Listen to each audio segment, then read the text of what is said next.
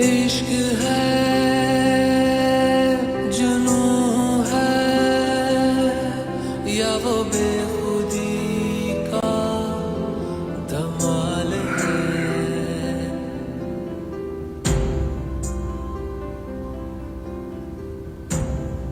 हमारी रूहें भटकती भटकती एक दूसरे से आ मिली हैं। तू तो ख्वाहिशों के शहर में है, तू तो चाहतों के सफर में है, ना है होश अपने वजूद का ना ख्याल है। सीधा हाथ दो मुझे। जा बजा तू चल दिया फिर कहाँ ढूंढता है क्यों तू संगे माँ संगे माँ।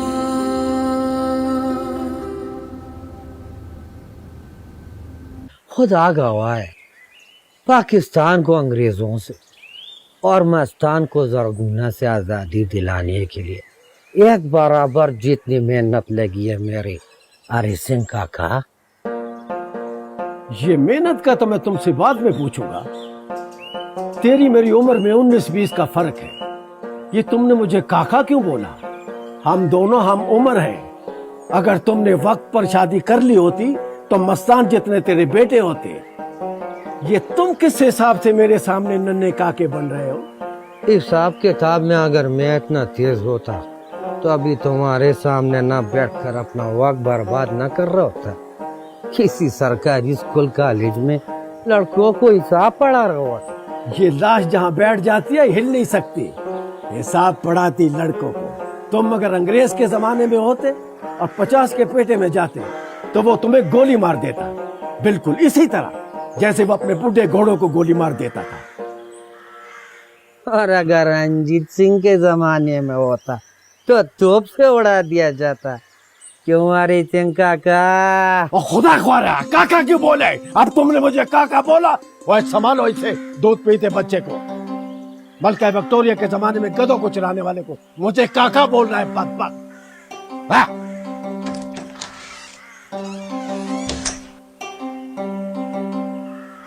अल्लाह जाने आजकल के बुजुर्गों को क्या हो गया है, छोटी छोटी बातों पे नाराज हो जाती।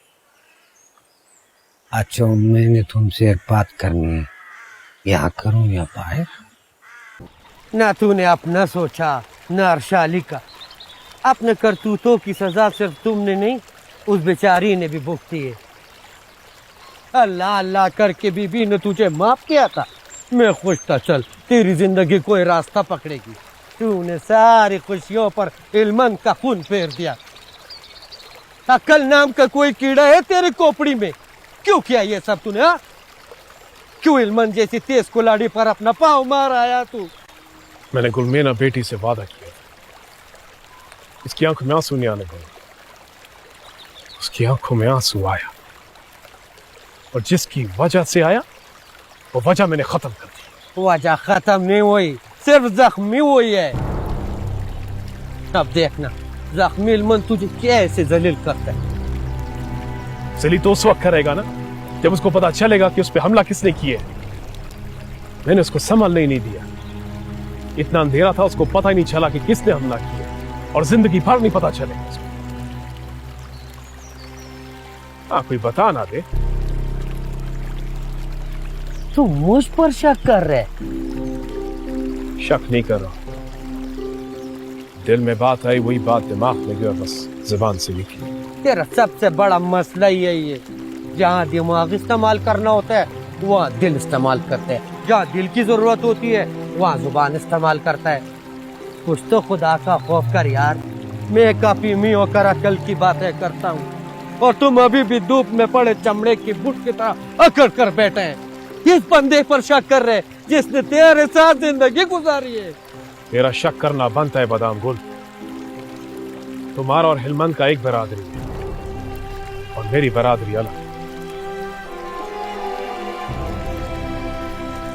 हर चीज की बदलने का वक्त होता है, लेकिन इंसान कब बदल जाए ये किसी को नहीं मालूम।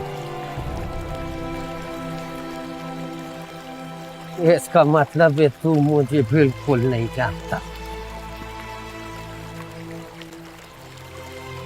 20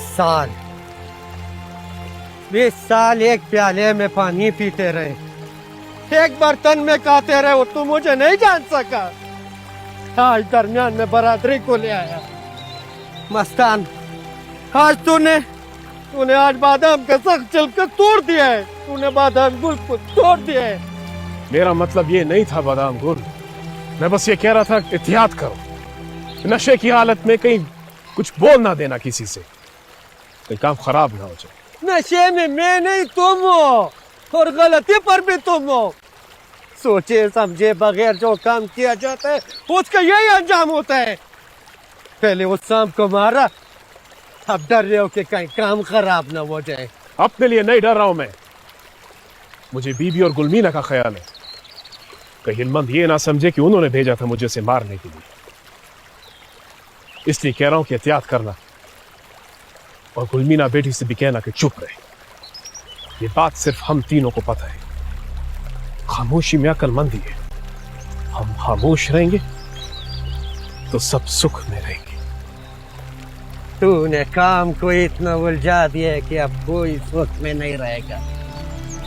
इल्मान को तेरा पता चल गया तो वो तुझे नहीं छोड़ेगा, और अर्शाली सारी जिंदगी रोती रहेगी।